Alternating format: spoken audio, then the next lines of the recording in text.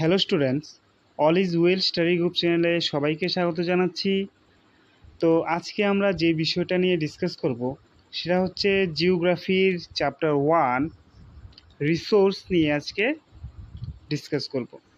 তো এই ভিডিওর মাধ্যমে আমি খুব অল্প সময়ে খুব সহজ সরল ভাষায় পুরো চ্যাপ্টারের সামারি তোমাদের সামনে তুলে ধরব, আর যাতে করে তোমরা খুব অল্প টাইম নিয়ে তোমরা সব বিষয়টাকে আয়ত্তে আনতে পারো। ঠিক আছে, তো শুরু করা যাক আজকের ভিডিও। আর যারা এই চ্যানেলে নতুন রয়েছো তা তোমরা সবাই এই চ্যানেলটাকে সাবস্ক্রাইব করবে, শেয়ার করবে ভিডিওকে, এবং ভিডিওর মধ্যে লাইক অবশ্যই দিবে। আর যদি কোনো প্রবলেম হয় তাহলে কমেন্ট সেকশনে কমেন্ট করবে। ঠিক আছে, তো প্রথম যে জিনিসটা আমরা জানবো সেটা হচ্ছে হোয়াট ইজ রিসোর্স। রিসোর্সটা কি? রিসোর্স হলো যেটা আমরা ইউজ করি বা যেটা আমাদের পক্ষে usable, like water, vegetable, text book. ঠিক আছে, এই ধরনের এগুলো হচ্ছে এক ধরনের রিসোর্স বা সম্পদ। তো প্রত্যেকটা সম্পদের বা প্রত্যেকটা রিসোর্সের এক একটা ভ্যালু রয়েছে। ঠিক আছে, এক একটা ভ্যালু রয়েছে। এবার এই ভ্যালুটা ইকোনমিক্যালিও হতে পারে, অ্যাথেস্টিকও হতে পারে। ইকোনমিক্যালি কীভাবে? ধরো যে কোনো একটা রিসোর্সকে আমরা বিক্রি করলাম, তার বিপরীতে আমরা কি টাকা উপার্জন করলাম, এটা হচ্ছে ইকোনমিক্যালি বা অর্থনৈতিকভাবে। তারপর তারপর হচ্ছে অ্যাথেস্টিক। অ্যাথেস্টিক হচ্ছে যেমন ধরো আমরা কোনো একটা গাছ লাগালাম, যার ফলে এটাকে দেখতে খুব সুন্দর একটা প্রাকৃতিক সৌন্দর্য গড়ে উঠেছে, এটা হচ্ছে কি অ্যাথেস্টিক। ঠিক আছে, তারপর আমরা যেই জিনিসটা দেখব সেটা হচ্ছে, দেখো অনেক জিনিসকে বা অনেক টপিকসকে বা অনেক ফ্যাক্টকে টাইম এবং টেকনোলজির দ্বারা ইম্পর্টেন্ট রিসোর্সে পরিবর্তন করে বা কনভার্ট করে। যেমন ধরো ডিসকভারি অফ ফায়ার। ঠিক আছে, ডিসকভারি অফ ফায়ার। ফায়ারকে আমরা কিভাবে কাজে লাগাই? ফায়ারকে আমরা কুকিংয়ের জন্য কাজে লাগাই, কোনো জিনিসকে মডিফাই করার জন্য কাজে লাগাই, হ্যাঁ, কোনো বা আমরা দৈনন্দিন জীবনের জন্য বা অল ডেইলি লাইফের জন্য আমরা ফায়ারকে কাজে লাগাই। ঠিক আছে, তারপর Discovery of wheel for transportation. ঠিক আছে, তারপর দেখো এটা হচ্ছে কনভার্ট ওয়াটার টু ইলেকট্রিসিটি। দেখো জলকে আমরা ইলেকট্রিসিটিতে পরিণত করি কিভাবে? টেকনোলজি এবং টাইমের দ্বারা। ঠিক আছে, এইভাবে বিভিন্ন ফ্যাক্টসকে টাইম এবং টেকনোলজির দ্বারা ইম্পর্টেন্ট রিসোর্সে পরিবর্তন করি। ঠিক আছে, তারপর types of resource. Types of resource, রিসোর্সের টাইপসগুলো নিয়ে আলোচনা করব। প্রথমে হচ্ছে ন্যাচারাল রিসোর্স। ন্যাচারাল রিসোর্স হলো যেগুলো আমরা নেচার থেকে পাই, বা সেই সব রিসোর্স যেগুলো আমরা নেচার থেকে পাই। হ্যাঁ, natural resource from nature with much modification. ঠিক আছে, তারপর হচ্ছে human made resource. Human made resource কি? হিউম্যান মেড রিসোর্স হলো যেমন ধরো টেকনোলজি, ব্রিজ, রোডস, এগুলো হচ্ছে হিউম্যান মেড রিসোর্স, বা যেটা আমাদের দ্বারাই তৈরি হয়, প্রাকৃতিতে নয়, আমাদের দ্বারাই তৈরি হয়, সেটা হচ্ছে হিউম্যান মেড রিসোর্স বা মানুষ বানানো সম্পদ। ঠিক আছে, তারপর হলো হিউম্যান রিসোর্স। এই হিউম্যান রিসোর্সটা কি? হিউম্যান রিসোর্সটা হচ্ছে people, quantity and ability, knowledge and skill. মানুষের নলেজ অ্যান্ড স্কিল হলো হিউম্যান রিসোর্স। তারপর HRD, হিউম্যান রিসোর্স ডেভেলপমেন্টটা কি? হিউম্যান রিসোর্স ডেভেলপমেন্ট হলো ইমপ্রুভিং কোয়ান্টিটি অফ হিউম্যানস বা পিপল স্কিল।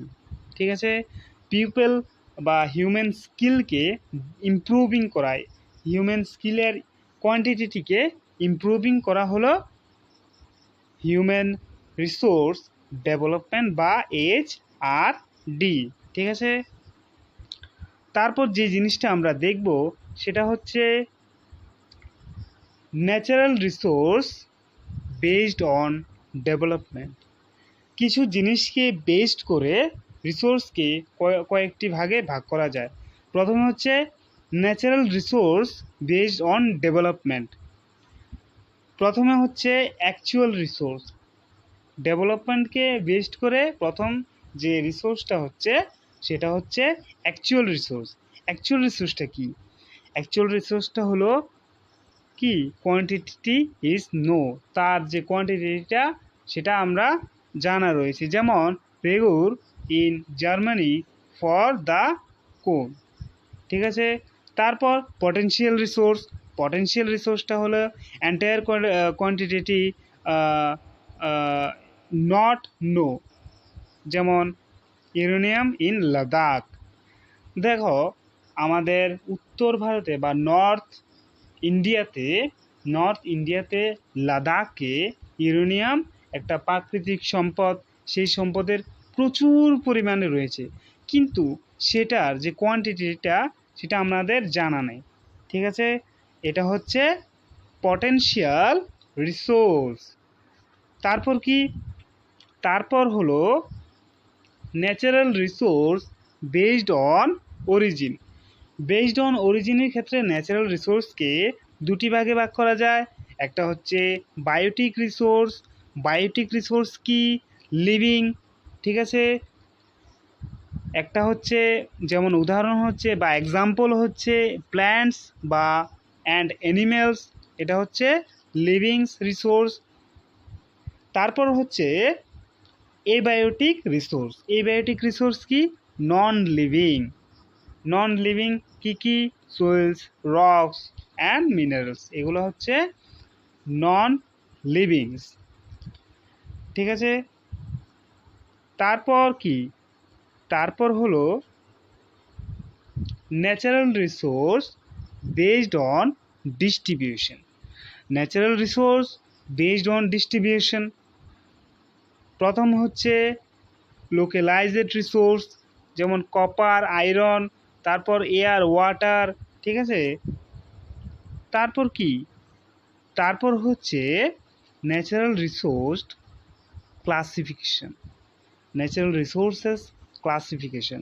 ন্যাচারাল রিসোর্সকে কয়টি ভাগে ক্লাসিফাই করা যায়? দুটি ভাগে আমরা সকলেই জানি। একটা হচ্ছে রিনিউয়েবল রিসোর্স।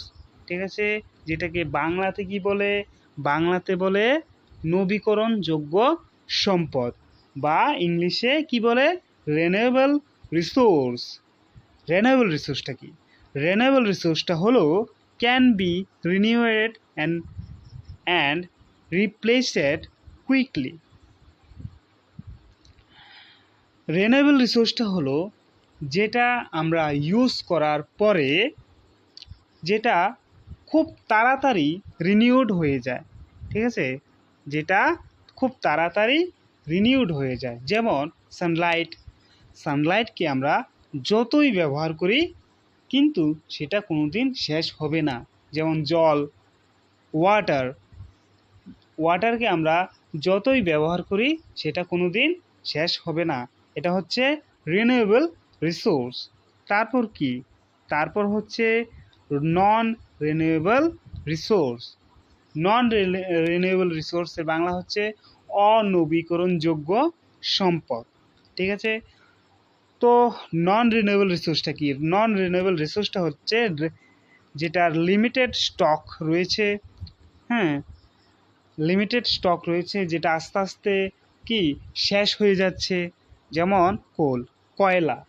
ঠিক আছে, কয়লা আস্তে আস্তে শেষ হয়ে যাচ্ছে, এটা হচ্ছে নন রিনিউয়েবল রিসোর্স। তারপর যে জিনিসটা আমরা দেখব সেটা হচ্ছে রিসোর্স কনজারভেশন, ঠিক আছে, সেই সব রিসোর্সকে আমরা কনজার্ভ করা দরকার, ঠিক আছে। তো রিসোর্সকে কিভাবে কনজার্ভ করব, আমরা সংরক্ষণ করব আমরা, তো প্রথম হচ্ছে using resource carefully and giving them time to get renewed. দেখো, আমরা কোনো সম্পদকে ব্যবহার করি বা রিসোর্সকে আমরা ইউজ করি, তারপর সেটাকে আমরা যে পুনরায় তৈরি হবে সেটার রাস্তা দেই না, ঠিক আছে। তো আমরা প্রথমে কি করব, সেটাকে ইউজ করব, ইউজিং রিসোর্স কেয়ারফুলি, সেটাকে কেয়ারফুলি ইউজ করব, তারপর giving them time to gate renewed, সেটা রিনিউড হওয়ার জন্য টাইম দেব। তারপর sustainable development for the future generation, ঠিক আছে, ফিউচার জেনারেশনের জন্য আমরা কি সেটাকার প্রতি ডেভেলপমেন্টের দিকে দেখব। তারপর অল ইউজেস রিনিউয়েবল রিসোর্স আর সাস্টেইনেবল, হ্যাঁ। তারপর diversity of life earth is conserve, পৃথিবীর মধ্যে যেই সব ডাইভার্সিটি অফ লাইফ রয়েছে সেটাকে কনজার্ভ করব, সংরক্ষণ করব। Damage to nature environment system in minimised, আমরা গাছপালা বা প্ল্যান্ট কি কাটা বন্ধ করব, যার মাধ্যমে আমাদের সম্পদগুলা, আমাদের যে রিসোর্স রয়েছে সেই রিসোর্সগুলা কনজার্ভ বা কনজারভেশন হবে। তো আজকে এই পর্যন্তই ভিডিও। যদি তোমরা অফলাইনে ক্লাস করতে চাও তাহলে আমার সাথে এই নাম্বারে যোগাযোগ করো, তোমরা অফলাইনে ক্লাস করতে পারবে। আর এসএসটির মধ্যে এনি হেল্প, এনি প্রবলেম তোমরা কমেন্ট সেকশনে অবশ্যই বলবে। তো আজকে এই পর্যন্তই ভিডিও। ধন্যবাদ সবাইকে।